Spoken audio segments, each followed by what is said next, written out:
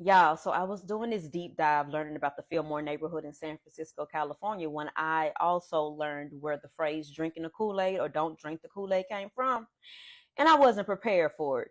Back in 1906, there was a massive earthquake in San Francisco where it forced a lot of the citizens to move into the area that wasn't touched, and it was known as the Western Addition.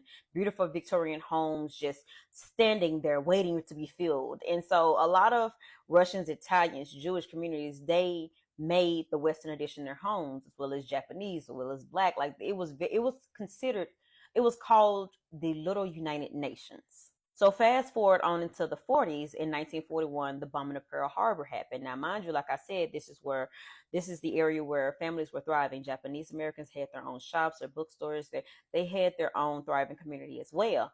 Well, in 1942, Roosevelt signed that executive order forcing all Japanese Americans to relocate. And they did this because of concerns of possible spies in the Japanese American communities with the people in Japan. And so basically, a lot of people who didn't even grow up in Japan were forced to basically leave their home to go to a land they had never known of before.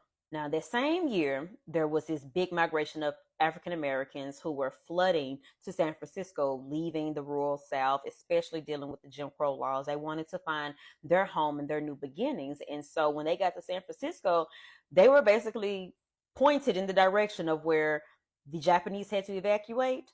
They was like, hey, y'all can have this area right here, make it your home. And so that's what they did. Black people bought their culture, they bought their skills, they bought their businesses, and even built up businesses and created their own communities as well, especially with jazz clubs. And it was really a thriving time for Black Americans in the Fillmore area. So now, moving forward in 1945, Japan surrenders, and now they're wanting to come back home. But when they come back, the shops that was originally there, the communities that was normally thriving, it was gone. They were torn down. Warehouses were stood in their place.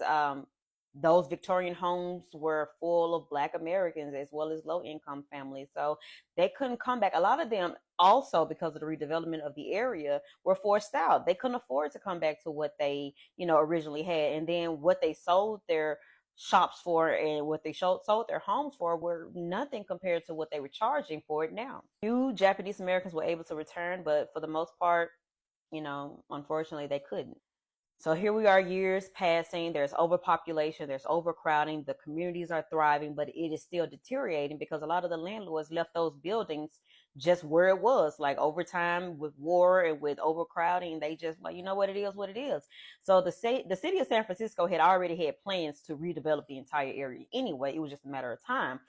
So they bring in this dude named Justin Herman. He was in charge of basically Project A1, redeveloping the Western Addition, and they had to get rid of the blight. The blight basically was non-white, any type of infestation they felt like was a sore eye to the city. You had to get up out of there.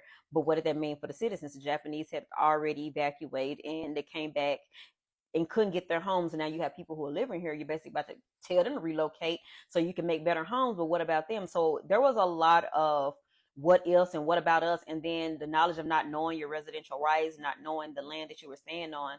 It was a lot of stress for the community.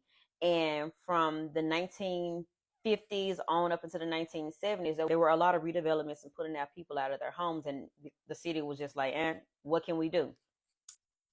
So now you got overpopulation, you got crime rates going up, you got the city looking like a slum, you got the city labeled as a ghetto. People were afraid to go and visit that part of San Francisco.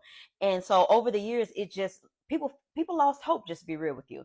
And this is where this crazy person come into play. His name was Jim Jones. Now Jim Jones was a self-proclaimed spiritual leader as well as a advocate for social change. That's what he appealed to. Everybody should have their own rights. And so a lot of those Black individuals as well as white and whoever was a part of that, crowd fed into it.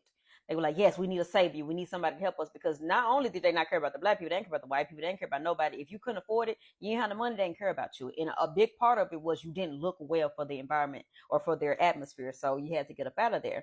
So this Jim Jones dude coming with the hope of a better tomorrow, and they just follow his leadership because he's doing it. He's actually being active in the community. He is I think he opened up a soup home, like, so he's very charismatic. And he starts his own congregation, and it turns into the People's Temple.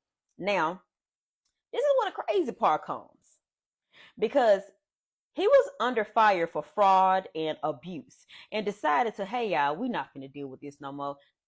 Let's get away from the prying eyes of the government. Let's go all the way into this island in South America, and I'm gonna create our own village. It's gonna be called Jonestown, and we're gonna live on this commune, and we're gonna basically have our own free will. We're not gonna worry about any electronics, anybody from the outside. So he made sure that he built this community especially for his people.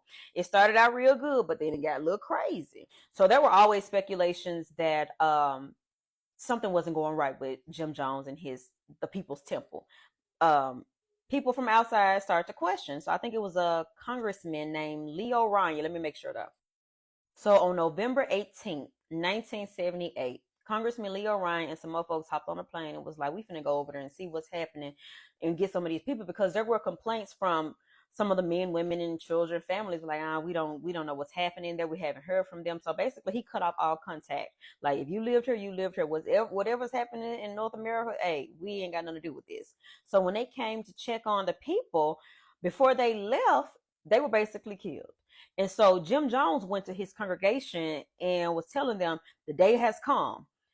It has arrived. We have to do what we have to do. So this man had actually been planning a mass murder suicide with his entire congregation. I mean, children, women, men, everybody was in on this. And it was just so messed up because these people were hopeless. And you have brainwashed these people to believe that not only they will be saved by a savior, you're now their savior.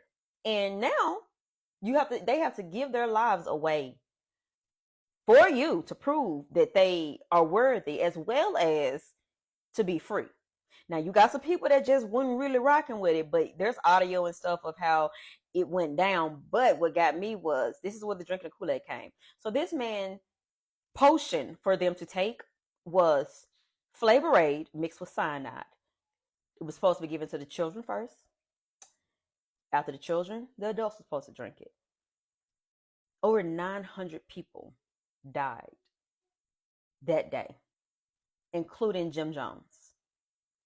That man came to them people before he told them to drink, was like, basically, you know what, we killed these folks. We ain't killed nobody. And there's a few folks who actually, they interviewed and they was like, nah, when he started talking about kill yourself, like, hold on now. I know the time was coming, but I ain't do nothing really to kill myself. So you have some people who actually survived it. And you have one lady who basically slipped through, and she said she woke up and she just saw bodies everywhere. Like, you do know how crazy that was? So yeah, he forced the people to drink Kool-Aid or Flavor Aid, but it developed into their whole don't drink the Kool-Aid. And it's really messed up because this is what San Francisco created. This is what the government created. Y'all snatch so much from your own people, not giving them the opportunity to live in the land that they created as their own. You developed over all their stuff without any care to what happens to the community. But there are some people who are still in that community too. I mean, still in that community, who remembers what happened back in the 50s. Cool. I've lived here all of my life. I've worked here. I've sweated. And I'm still working, even though I'm in a wheelchair and I don't know how much longer I'll be here.